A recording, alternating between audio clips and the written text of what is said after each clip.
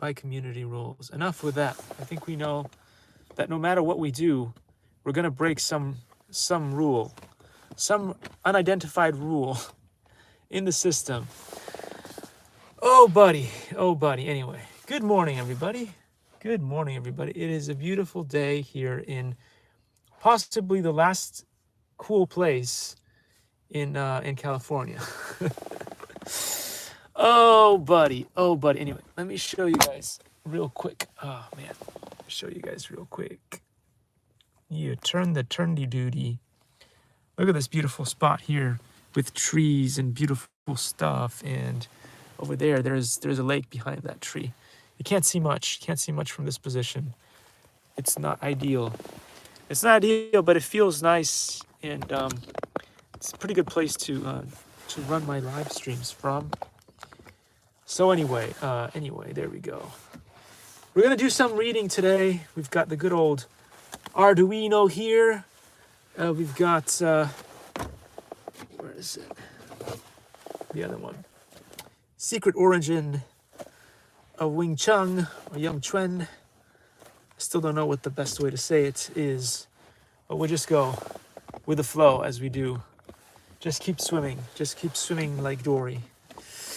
But the reason why I'm a little bit late today is because I was watching a fun episode of Livestream from PBD, and the Kevin Sorbo was on there.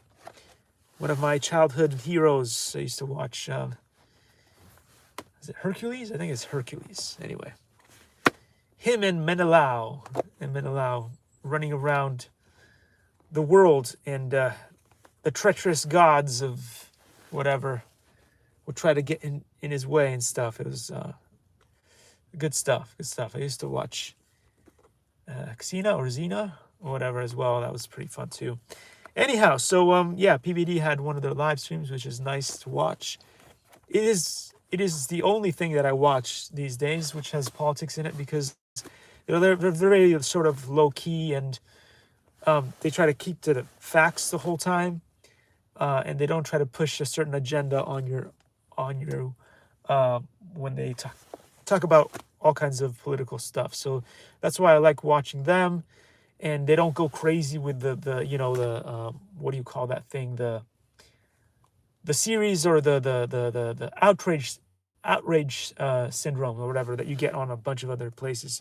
So that's what I like to watch from time to time. Not a lot, not a whole lot, but if I have to watch something to see what's going on in the current world when it comes to politics, I'll go there, or I'll go to Agenda Free for the real news, because sometimes there's an eruption or there's a fire someplace, and Agenda Free TV, when we had fires here in Irvine, was the best source of news on what was going on, to be honest, because you couldn't you try to see what was going on in the local networks, and you had no idea where the fires were, if you needed to vacate your house because your house was close to things. So Agenda Free TV was the place to go for us.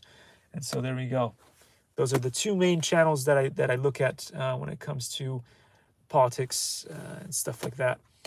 Because I'm just so tired of the, you don't know what kind of weird non-factual stuff you're gonna get from the other stuff. So anyway, there we go, guys. So right now I'm gonna dive into these two books here that I really like and enjoy. And it is fun to have this stuff going around. It's a great place to be here, as I said before. Lots of people just walking by with their cute puppies. Lots of people just going about their lives and enjoying what's left of California. Again, Irvine, California, and nearby areas are still a good place to be. If you move out, then you've got gangs and you've got all kinds of stuff going on that I won't even want to get into.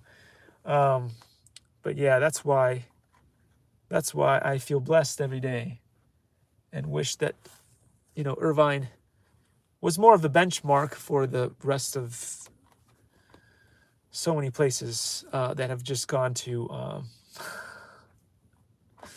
Anyway, enough with the bad stuff. Enough with the bad stuff. Let's talk about the cool stuff that's going on right now.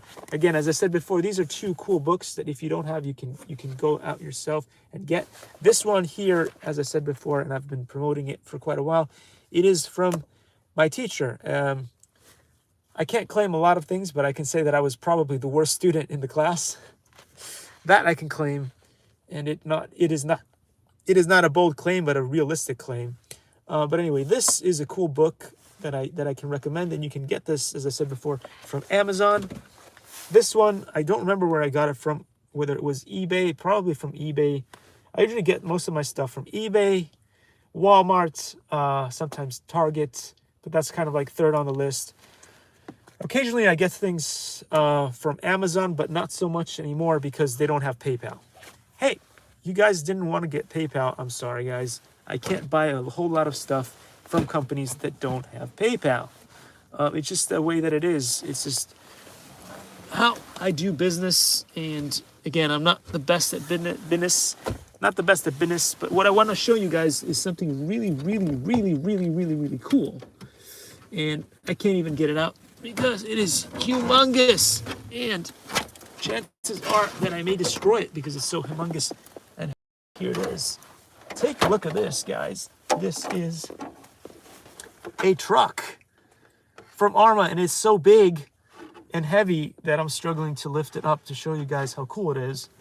But the latest and greatest addition to this thing, of course, is that cool sticker up there. Look at that. Look at that. How cool is that? You ask, what is that? Well, you could just read it yourself, or I could just tell you. Captain Drone. This is the second Captain Drone mobile, and it is absolutely fantastic.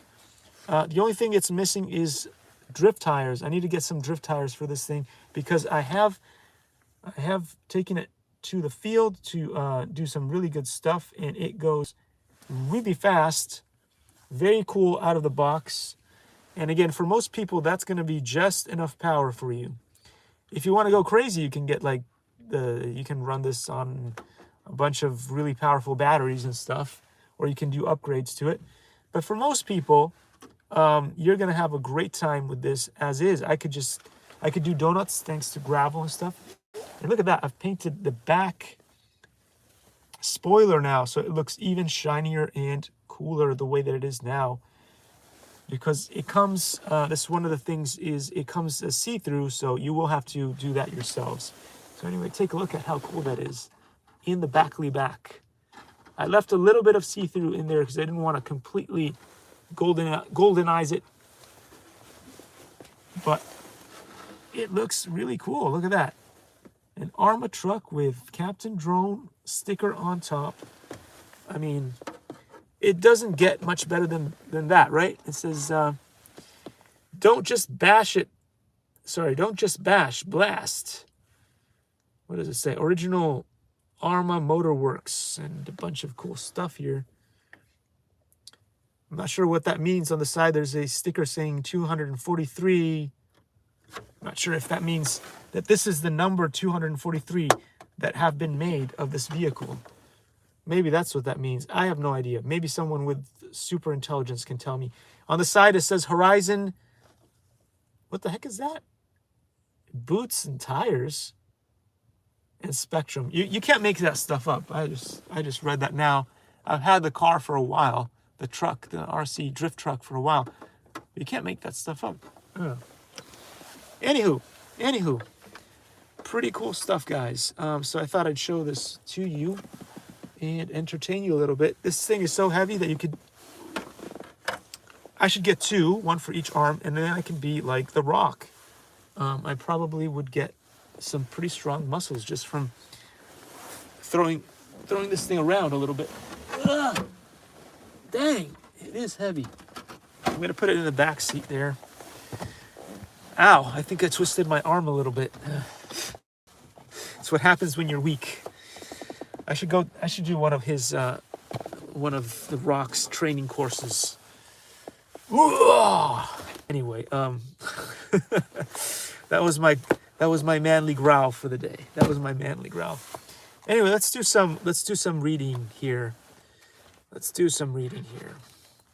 What did we get to? Chapter 6, Walking Humanoid Robot. So here it's going to talk about 13 DOF, and as said before, that is degrees of freedom. It's a pretty free robot if it's got 13 degrees of freedom. But remember, 13 degrees of freedom is not enough to get a proper karate chop or a punch out of a robot, because it probably doesn't have torso upper body rotation or hip rotation. And the hip is a funny thing. It rotates this way, but it also rotates this way. So a lot of these robots are kind of not really able to show you the full extent of what a human can do because they're just missing bits. And, you know, the coding for that would be really, really complex. So I've seen some robots out there from some, you know, geniuses out there in India that have the proper, like, you know, like hip rotation. There's that, like, motion. It's actually pretty interesting how it works. I don't really have anything that I could use to show you correctly, but the idea is for a hip, let's say this kind of looks a little bit like a hip. So this is the let's say this is the bottom here. So the hip is able to do this, but also this motion, which is kind of interesting. So imagine if these are the hips of the, that's hard to imagine. We've got an elephant here sitting on here, but imagine that these are the hips of the elephant.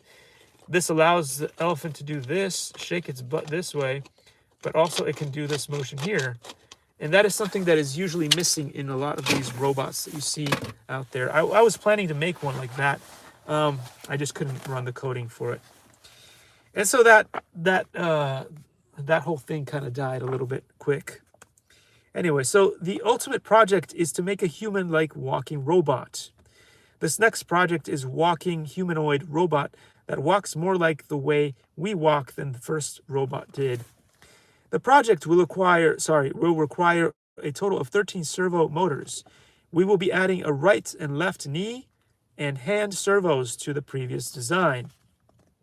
Here is the 13 DOF robot parts list. So it tells you to get 12 multifunctional servo mounting brackets, 6 short U-type servo brackets, 2 long U-type servo brackets, 2 angled U-type servo brackets, flat servo brackets, 2 of those for the hands, and then 4 L-type servo brackets, 1 robot waist bracket and or chest bracket, 2 foot base brackets, 12 miniature ball radial bearings, 13 metal servo horn flanges, lots of screws and nuts. I'm not sure why he doesn't tell you how many. 13 MG995 or MG996 servos, Arduino Uno or servo shield. I'm going to show you what I just read in case I misread anything. I want to give you guys a chance to really get your projects up and running correctly. But again, as I said before, you can get this stuff quite easily off of the internet. It is a free book, but I prefer to get the actual copy because it makes it easier for me to read. And I do like to read, you know, like on a Kindle, but paper is still my favorite. You can start building your robot by assembling the feet. Here is a picture showing how to assemble the feet. Use the flathead larger M4 side screws, as can be seen on the right side of this picture. Mount the bracket to the feet, then mount the servo to the bracket. The left foot in the picture. And I will show you the pictures so that you have a good understanding of what is going on here. It is early in the morning, which is why most people are probably sleeping. But if there are people out there, the algorithm won't let us know, so that's fine. Is showing the bottom, so it says, is showing the bottom side of the feet. The right foot shows the top side of the feet. And yeah.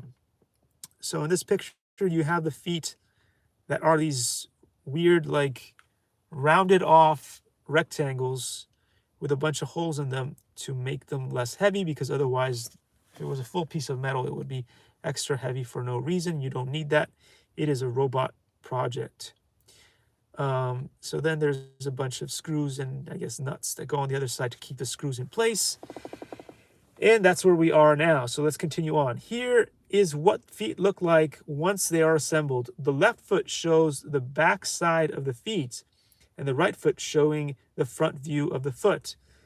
The picture actually shows the wrong size of screws being used to mount the servos to the what the heck? So it shows the wrong size screws being used to mount the servos to their brackets. Well, that's not useful. Why is it using the wrong screws? Yeah, I mean, like you're good. I mean, if you're gonna take the time to make a book, right, you might as well put the correct images in it. Oh, buddy. Anyway. So yeah. Well, I guess he had the marker reviews approach already. Just show them what happens when it happens, and if it breaks, it breaks. What are you gonna do? There are two ways to mount the bearing, as can be seen on the left on the picture above.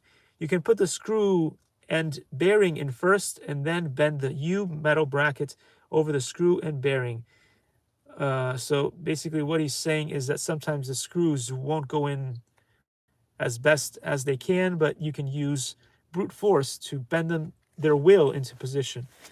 So I think he's mentioning this picture that you see right here. There you go. I love show and tells. It's like I'm back in preschool.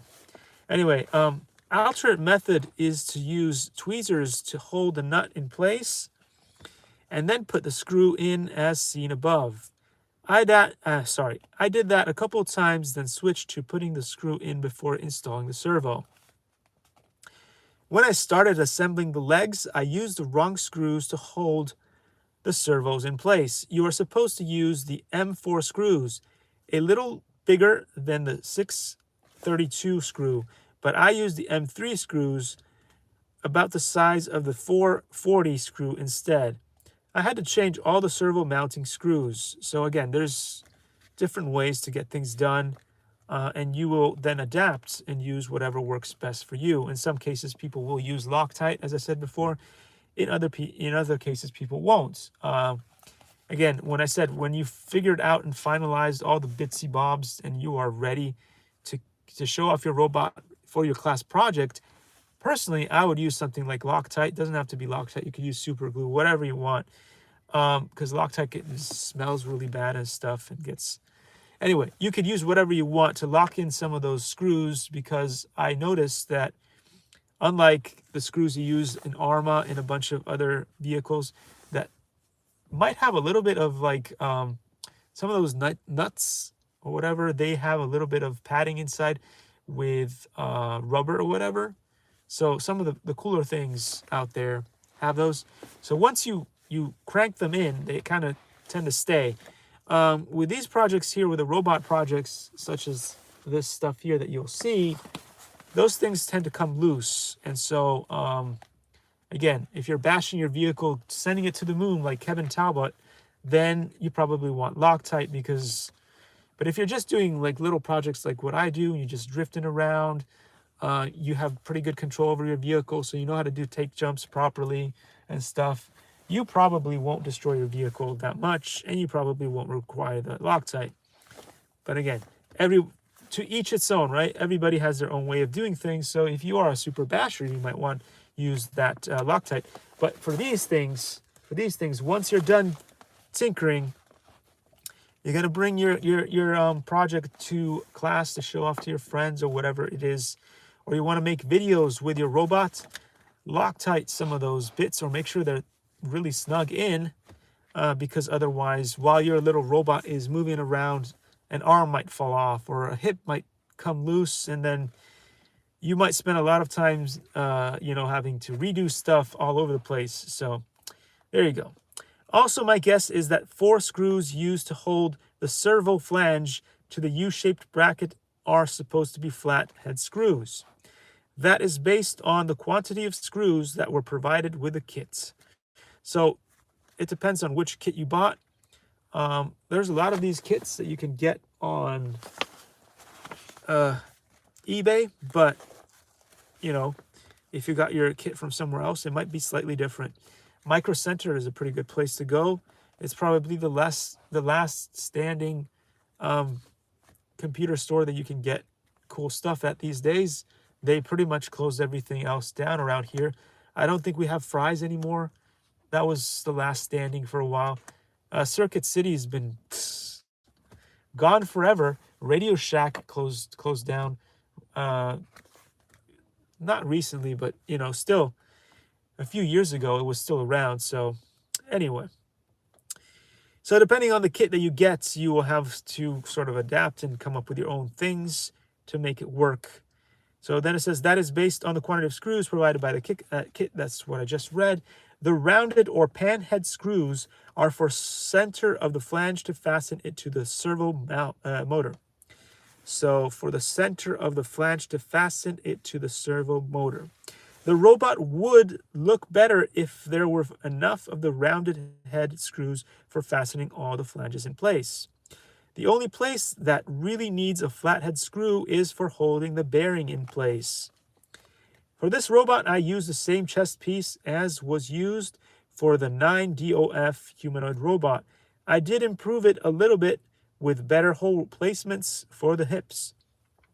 For assembly, both the shoulder hip servos are mounted to the chest. Then the arms and legs are assembled and tested. That's interesting. It says are assembles and tested. So there's a misprint. There's a misprint right there. It's supposed to say assembled and it says assembles. There's always going to be a little error there.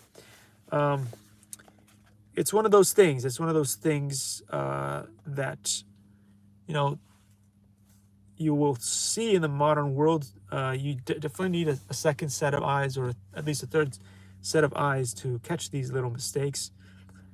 But most of the times when you are on a budget and you're just trying to put a book out there, you will fail to hire somebody to do that.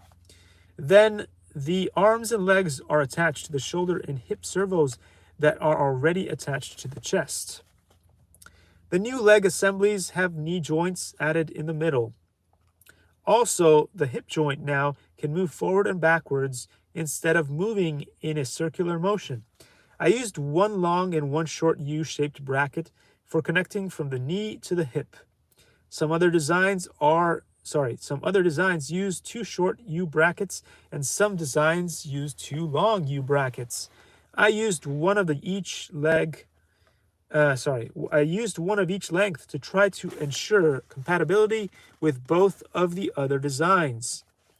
Coming up next, in a picture of the assembled and working 13DOF humanoid robot, note the use of homemade chest bracket once again. So he wants to show you that some of the parts that he's made are not stock. You can't just buy them, you have to make them yourself. This time he has a waist bracket and the chest bracket. So that he says that makes him about 1 inch taller. The waist bracket also provides a place where you can put his batteries. Also, this time he has heads on his shoulders. Okay, so I'm going to show you what this looks like. Again, this is going to be a little bit of a problem later on with the programming, because if you have a certain set of calculations done based on the height of your robot, whatever, you will have to modify those based on the things that he's modified if you want to copy him exactly. So you can see the full robot right there as such. And in doing so, you can see that it is a little bit taller than you would see there, for instance. So it does look cooler the way that he's done it compared to what the other robots might look like. And so yeah, that's one thing to think about there. One of the other weird things is when you build this robot, such as this, once you attach these special gears and stuff on here for the hands or the claws that you have, those hands tend to be really, really low to the ground. So if you make some mistakes, the ground clearance is not good. if you add stuff like hip rotation and stuff like that, especially in this direction, the arms could touch the ground. So that's something to think about. Possibly in future, if they build these kits once again, they might also consider the possibility that claws, the metal claws that they come in the system, tend to be a little bit heavy in my experience, which is not good for the servos because servos can strip, especially if the robot at some point falls over, which has happened before. I have not stripped any servos because I haven't messed around with the things enough, but I know that with wear and tear, that is going to be one of the weak points of these robot kits. So think about that. If you're going to build new robot kits in the future, if you are a new company that is trying to get into selling these things, think about that. It is important to understand the weighting issues for humanoid robots. If you have an overall spider that is running on 6 legs or whatever, at a certain time, the weight will be shifted and it is going to be like more capable of supporting more weight. But in this particular case, as you can see here, this robot is only going on 2 legs. So at some point, the entire weight is going to be shifted on one leg, and the entire shift is going to then be shifted onto the other one. So when that kind of stuff happens, if I was to create a robot kit, what I would do is I would go ahead and I would create robots with sturdy legs that are metallic and stuff like that, hips that can hold the weight and stuff like that too. But then the upper body, in my opinion, should be created with lighter materials, especially stuff like that is going to be held on off of the shoulder joint and stuff. I mean, to some extent, yes, you do want to have a certain amount of rigidity and strength, but there are very strong and capable high-performance plastics now that can provide that kind of thing and that are far lighter than some of these bits of metal that you have, because sometimes, especially the shoulder joint, will suffer. And again, as I said before, the hip joint is something that Robert J. Davis, also explained is a serious weak point, and why he tells you guys to get more powerful motors for the hips is all of this stuff that I've just talked about. So anyway, let's get on to reading this. I'm not sure if I just digressed and went off the rails again, which I usually do. So I'm going to reread this bit, even if I might have reread it earlier. I just can't remember if I did. So it says, this next picture shows the back view of the 13DOF robot with a servo numbers label to show you how to wire them up. Some sort of wire ties are needed to hold the wires in place. So it's got servo 13 on the top. Servo 9 is one of the shoulders, I think. Servo 12 is the other shoulder. Then we've got servo 8 and servo 11 are for the elbows. And again, in these kits, it is not very realistic because elbows, the shoulder is here and the elbow is here, and on the robot, that is just not the way that it is. It feels like the elbow is, so you have the shoulder and then the elbow is somewhere here where the massive guns are on my body, because they're amazing. You could probably fit like 20 of my guns in one of the Rock's guns. But anyway, that's beside the point. That's beside the point. I've lost my train of thought again. Then you've got servos 7 and servos 10 that I do believe should be where the elbows really are, but they're more like for wrists. And then, of course, they're not mounted yet, but then there would be some more servos further down. Excuse my burp. That would be for the claw. They're not installed, so he doesn't talk about those. He goes straight down to talking about servos 2 and 5, which are for the knees. And then he goes down to servos 1 and servos 4 that are for the ankles of the robot. They give the ankle not this rotation, but this rotation, I believe. So this is going to be a weird robot where it's got knee rotation, which goes in this direction. And then it's got the ankle rotation, which goes in this. So that's going to be weird. So imagine this is the knee here. The knee can bend like this. And then imagine, okay, let me do this. This is probably more accurate. So the knee can bend like this, like from my wrist to the knuckles. That's going to be where the knee bends. And then the ankle is going to do this. So that's completely not like what a real human does, because the ankle's got more rotation points in the real anatomy of the human body. Anyway, how do you get past the 12th servo limit? So it says, notice that the head servo is connected to AI. So the A1 servo, I modified servo.h to allow 13 servos per timer as seen in the earlier chapter. So going back to what he was talking about before, this thing only has 13 servos.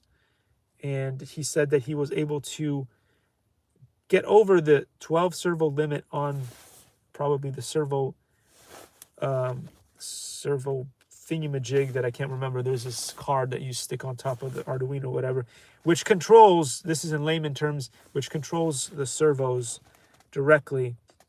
And then that one may have a 12 limit, so there's only 12 plugs that you can stick in. But he had a workaround for that, so he can run 13. Then he says, for the robot, moving forward and backwards is normal. Turning is a little more difficult, he says. What he does to turn is to move a foot forward, then drag it back into place. Depending upon the amount of drag created, he may turn a little bit or a lot. Turning is not very accurate. Of course it's not, because it's missing a whole bunch of things, as I explained previously, which you won't be able to do in this set or system.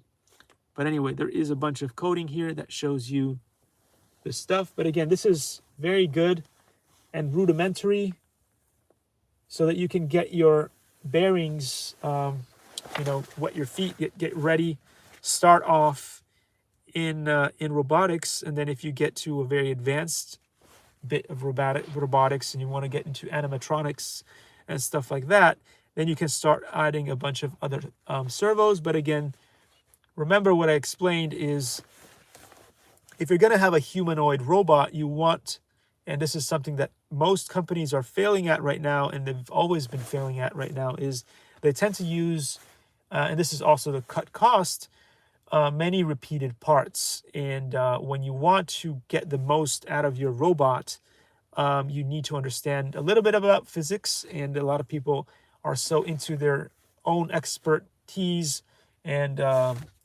they're the masters of one area, right? They're the masters of one area. So one of the issues when you go to a doctor here in America is that they're experts in one area. So if you show up and you have a problem with your shoulder, they're the masters of the shoulder, but they can't tell you why your shoulder is acting up based on, maybe your health and fitness or whatever that is. They could tell you a few things about, shoulder injury and why shoulder injury is this and that and the other, but they won't be able to tell you that because the other day or whatever, you broke your ankle and you started walking funny, and then that has repercussions all the way up to your shoulder because of blah, blah, blah, blah, blah, blah, blah, that kind of thing. For that, you need a generalist doctor. So anyway, a lot of kits are being created, and I've noticed this a lot, like now, but also in the past, is people who've used a bunch of kits, blah, blah, blah.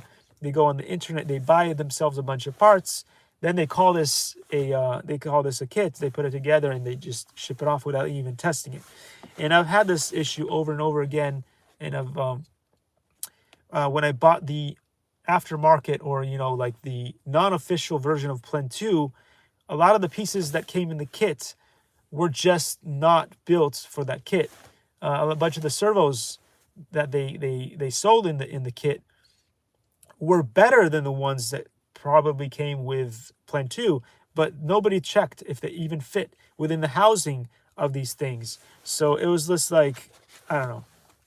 So anyway, if you are a company that is considering building one of these kits for yourselves and then selling them, number one, make sure that it's fully tested before you start selling it online, because otherwise people will complain about it. But most importantly, if you're going to have a humanoid robot, as I said before, it is important to have nice weighted parts on the bottom, all the way up to the sort of the hips area, so that you can hold all the stuff. But then from there onwards and upwards, you want to have lighter parts, because that will just increase and improve the overall performance of your robot, and also make it easier for people to assemble it, because as you're going up, the parts on top are going to be lighter. It's just going to be more user-friendly in every possible way. So anyway, he talks about, here is the code to make him walk. Note that I am using arrays for walking forward, backwards, and turning. Using servo arrays makes complex movements easier to adjust and results in smoother movements. That is because there are more steps that allow for finer resolution. I'm going to show you guys this bunch of code again, so you guys can figure it out yourselves in your own time. I will not be reading all of that, simply because if I read it to you and you try to type it into your computer, I may say something wrong. And if you know anything about coding and computer code, all it takes is one dash out of position. All it takes is one character out of position, and the whole code will fail. Part of the reason why I suck so much at it. Here's some more code for you guys. So yeah, as I said before, some people, when they read, they skip lines. Sometimes when people read, they lose focus, and squirrels appear on your stuff, and you're like, oh, that is so cute. I just want to give it some nuts, or acorns, or whatever they love to eat, those cute little furry animals that entertain us so much wherever we go, especially here in Irvine. They're everywhere. That's why my friend Steve has a pet squirrel. Feeds it, comes around, and entertains him all the time. So anyway, wow. Anyway, here we go. So there is chapter 7, Walking Humanoid Robot. Here it is right there. We will stop there, guys, today for this cool project. We will do chapter 7. Again, there will be all the way up to chapter 10, I believe, which is Walking Hexapod Spider. And that's something that my friend Steve is currently working on right now in his secret lab. In his very secretive lab, he is working on an amazing robot spider.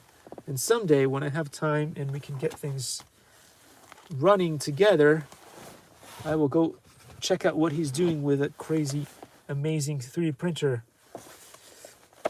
But before we get into the secrets of Young Chuen, I wanted to talk about this really cool thing that I had to do yesterday, which is really fun. Somebody broke the toilet seat. So this is part of the toilet seat that I had to repair yesterday. And look, it just snapped right there. This is the part that connects to the toilet seat.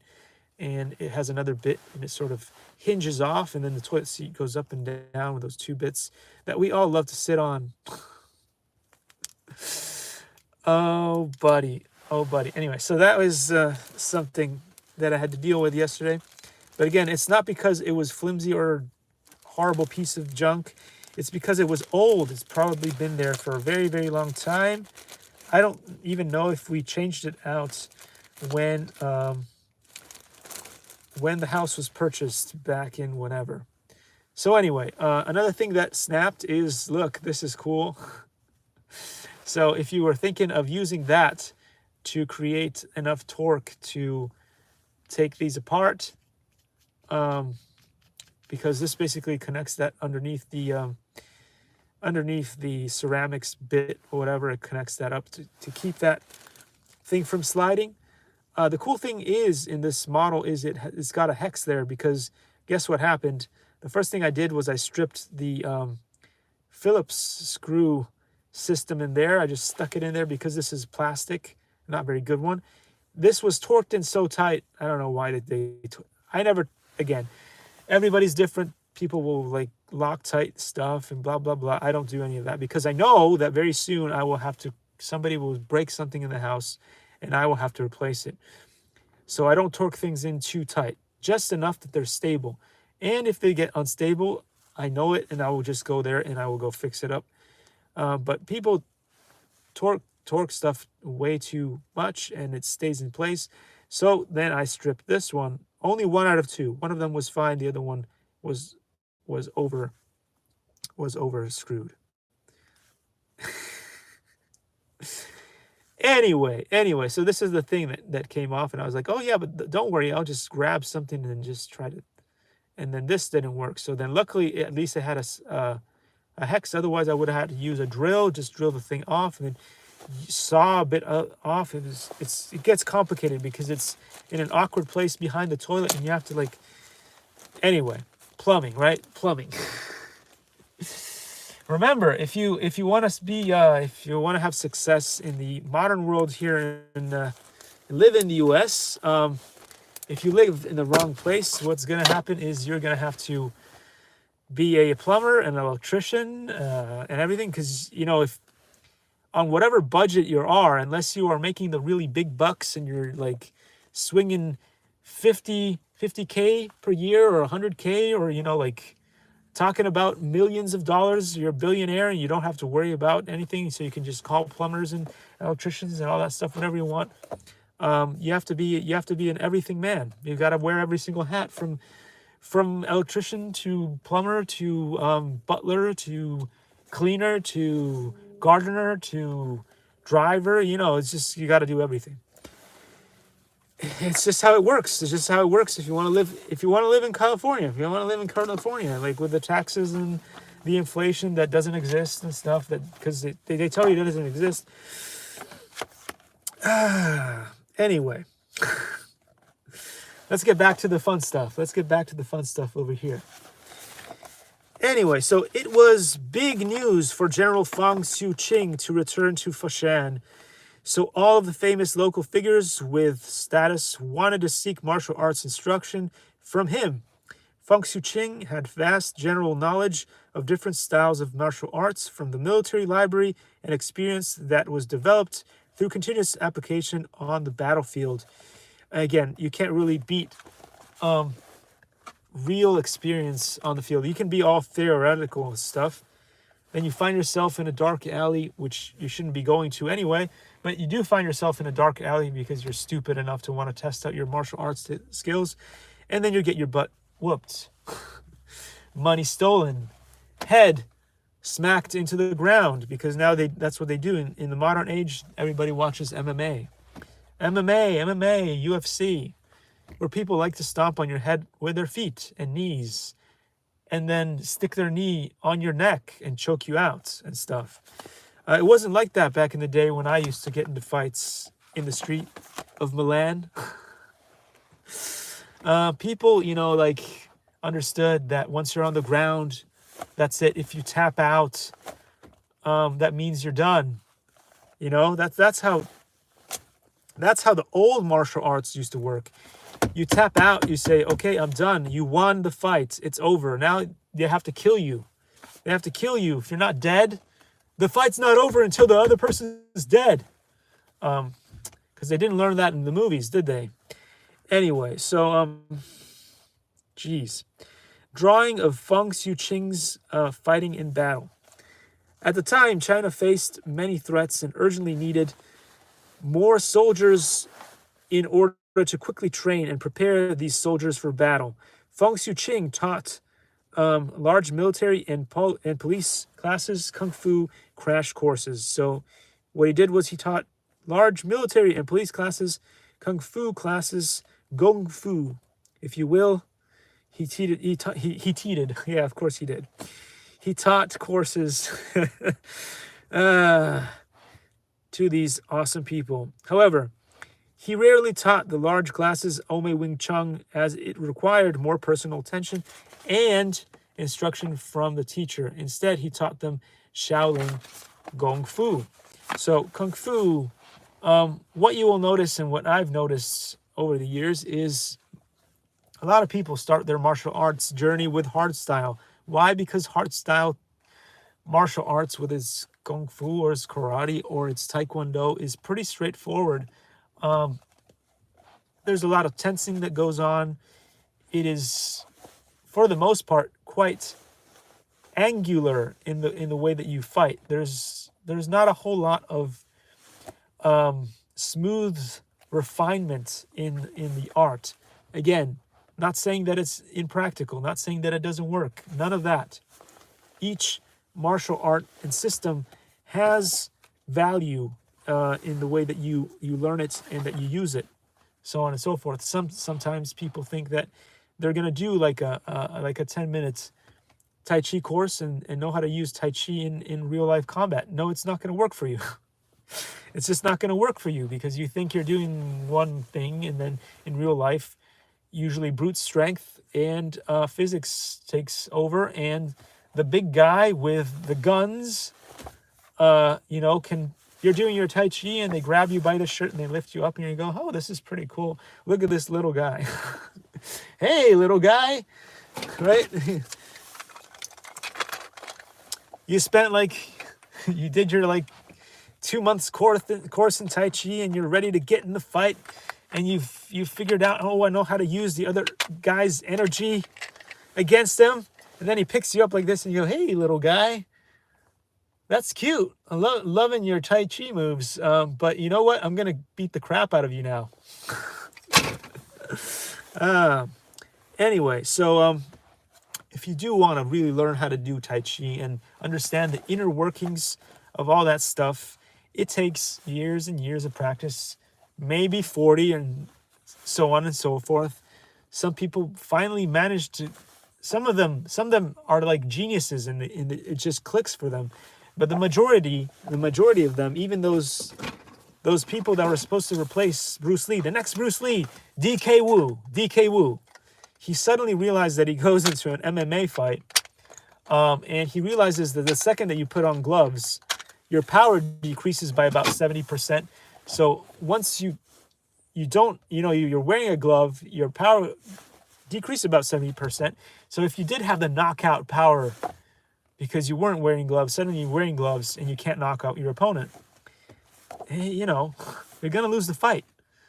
So anyway, Shaolin Kung Fu was relatively easier to learn from watching because it emphasized head-on brute force.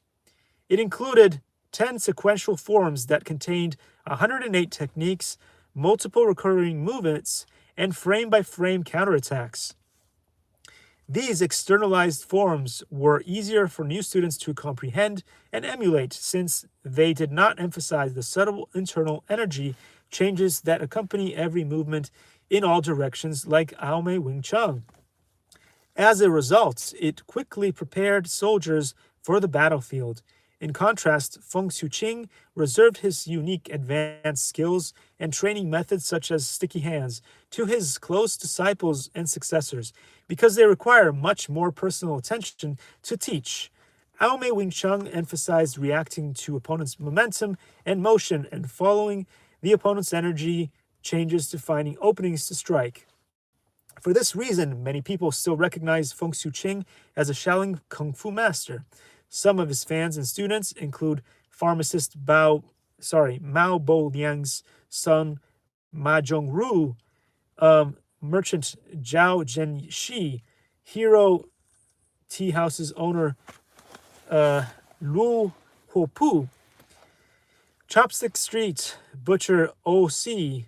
Long Yin, who lived on Faheng Street and Li Guangfu. They all paid extremely high tuition, not just to receive Feng Xiuqing's Wing Chun instruction, but out of respect for Feng Xiuqing. Yang Chongmang cherished his son's martial arts talents. As a result, after Yang Chongmang's learned of Feng Suqing's return to Foshan, he promptly offered Feng Suqing a handsome instruction fee and invited him to live on his estate as an honored guest to further Yong Kai-san and Yuan Chai-wang's studies in Wing Chun. Yuan Kai-san and Yuan Chai-wang began learning Wing Chun at a very young age from Fokbo Chuan, their famous Wing Chun master, and were already well accomplished in Wing Chun prior to meeting Feng Suqing. In fact, the two Yan brothers had already completed the entire Oming Wing Chun system under Fok Bo Chuan. With Master Fok's permission, they now studied the more advanced sticky hands, Dim Mak, grappling, and various weapon applications from Feng Suqing. So what's important here is that they started learning sticky hands and Dim Mak, and I attempted to explain a little bit about what sticky hands is all about, and it allows you to do something that most people can't do in martial arts to save their life, which is bridge the gap between ranges. So most of the time you will be keeping your opponent at arm's length or at range, but what happens when you get together, get closer up together? Can you still fight, or do you have to do that jab, jab, jump out of the way, jab, jab, jump out of the way thing, which in some cases is useful and it works if you got good strategy, and in some other cases will not work for you. So here in sticky hands, they teach you how to get close to your opponents and stick to their weapons, which can be whatever they have.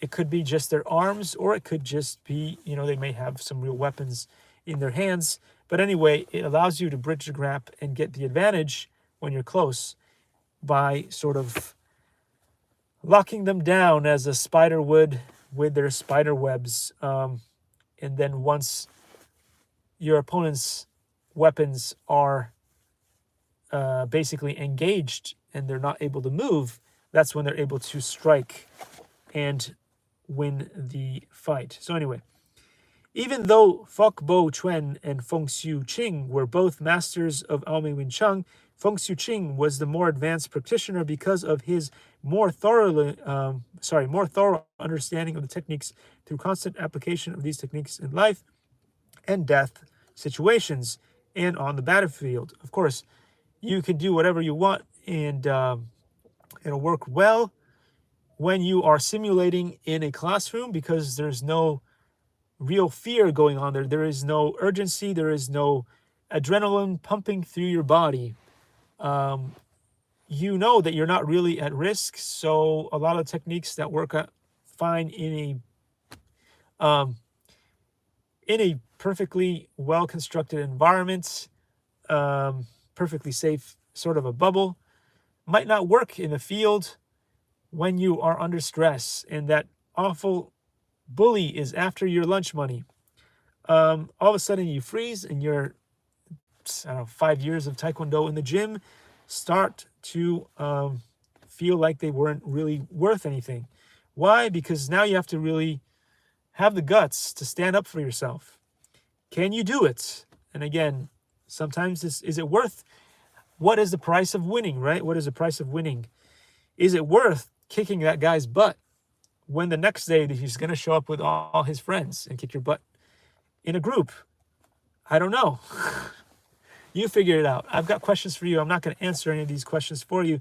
You can figure it out yourself. Sometimes it's better not to fight.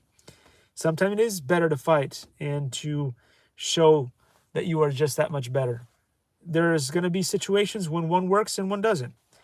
I'm pretty sure that I have friends that have stories to tell of one and the other, and some of them worked for one and some of them did not work for the other. But anyway, they kind of found a balance that worked.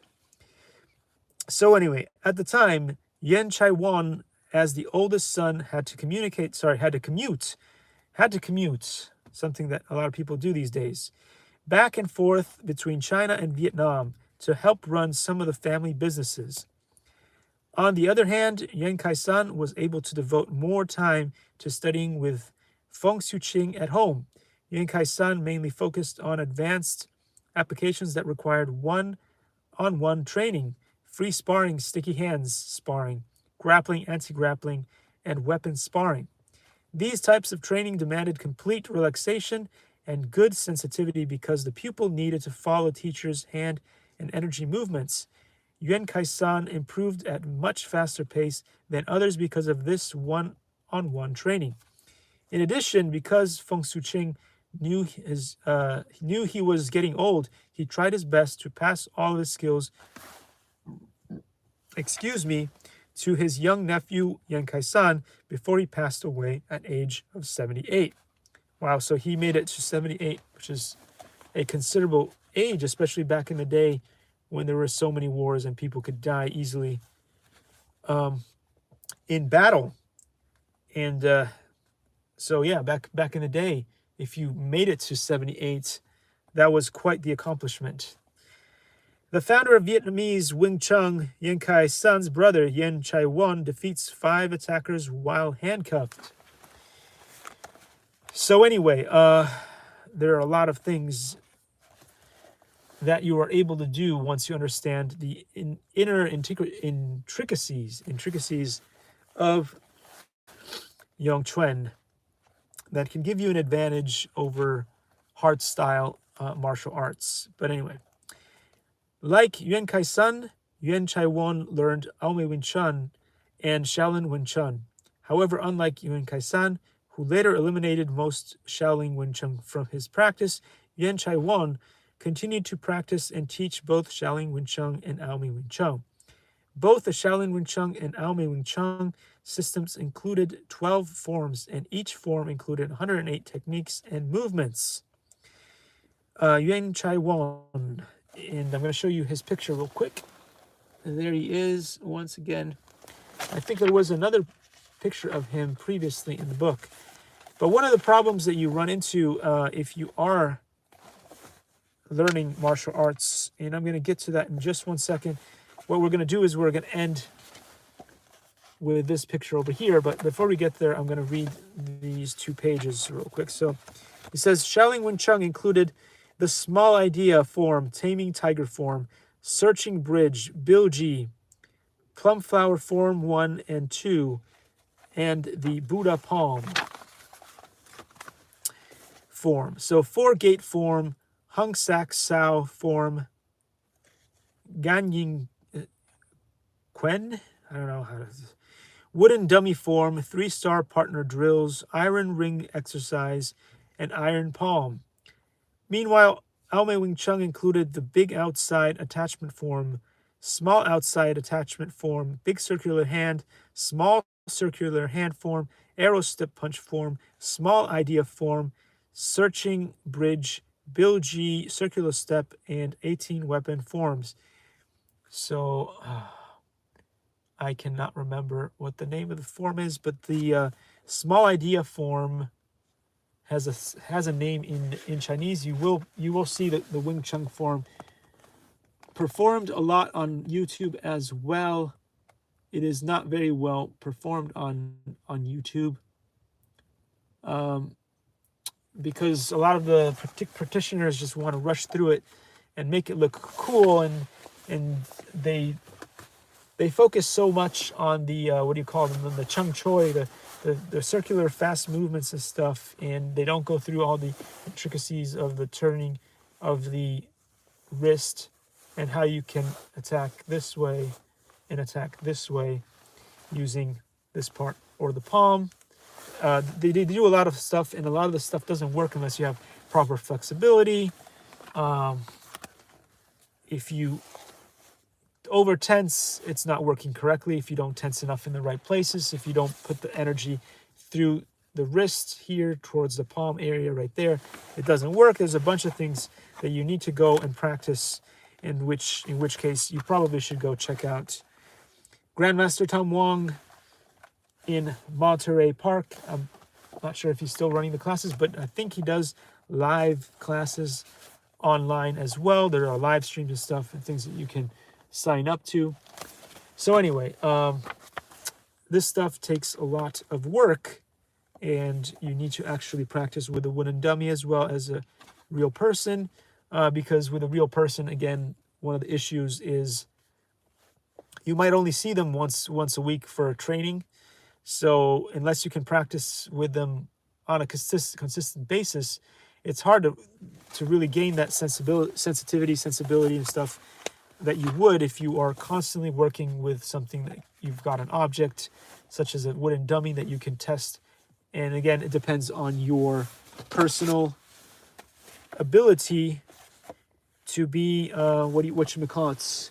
persistent and focused and stable in your training, because a lot of people are like, oh, okay, well, just they treat their martial arts like they treat their the way they eat, or the way that they do their lifestyle. They just basically have no system, they have no pattern that they follow. And so if one day you go to bed late and then the other day you stay up, and you basically get up early or whatever, and then you just keep changing over and over, and today I'm eating a bunch of meat and tomorrow I'm eating a bunch of vegetables, and it's just like if you are so unfocused with the way that you do things, you don't have at least a nice pattern.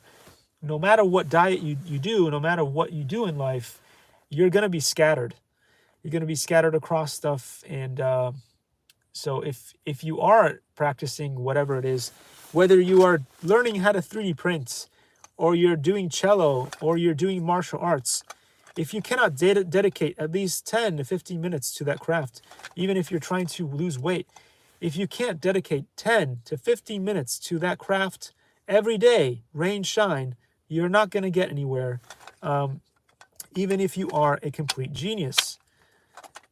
Your levels of whatever you're trying to do, if you cannot have at least 5-10 minutes dedicated to that craft, even if it's flying airplanes or crashing airplanes in the simulator, it is just not going to happen for you. So that's an important lesson to be learned there. You must learn focus. You must learn focus. Squirrel. So with that, I'm going to end the live stream. A lot has been covered today. Last thing maybe that I wanted to talk about is, if you are suffering from something that most people are suffering at this point of the year, most likely, is your treads. Your treads are in the red. You should go to have your treads checked. Why? Because especially during the winter season, difference in temperatures and stuff like that, things going on the road that you weren't expecting, blah, blah, blah, blah, blah. It is one of the best times to change out your tires, because it is also one of the most likely scenarios that your tires will pop. Again, temperature changes do that, but also your treads being really, really low. It's if it's winter, there's rain or whatever, loss of grip on the road is not a good thing. So anyway, you could go to Toyota if you have Toyota Care and stuff like that. Try to see if you got yourself a good deal on changing your tires, or you could also take advantage of Costco. I like the technicians from Costco's just like I love the technicians from Toyota. So this is why I talk about the things that I love, because they're worth it to me.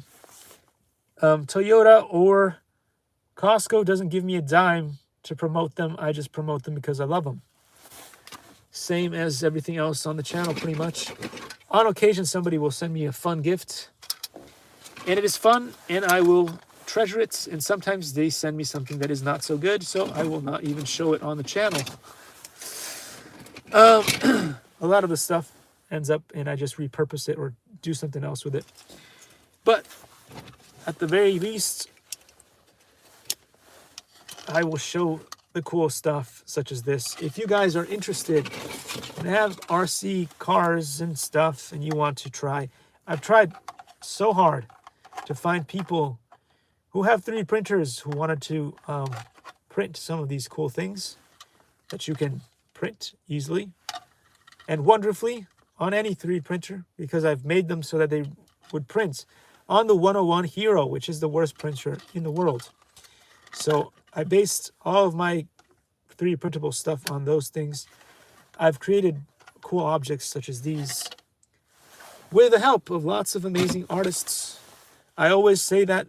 They always lie about me saying, no, he takes all the credit, but that's not true. If you go to YouTube, if you go to Facebook, once upon a time when I had a website called Marvimation and Meow Meow and stuff, it was everybody's names who took part in our company adventures was mentioned on there. Then there was somebody that we won't mention, whether they're male, female, or non-binary, decided that they wanted to destroy the company's website because they didn't want their face on it. I said at that point I was so depressed and in the dumps for all kinds of different things that I was going through. So I said, do what you want with the website. Do what you want with the website. But instead of just taking their face off of the website, they just tanked it. They just pulled it offline.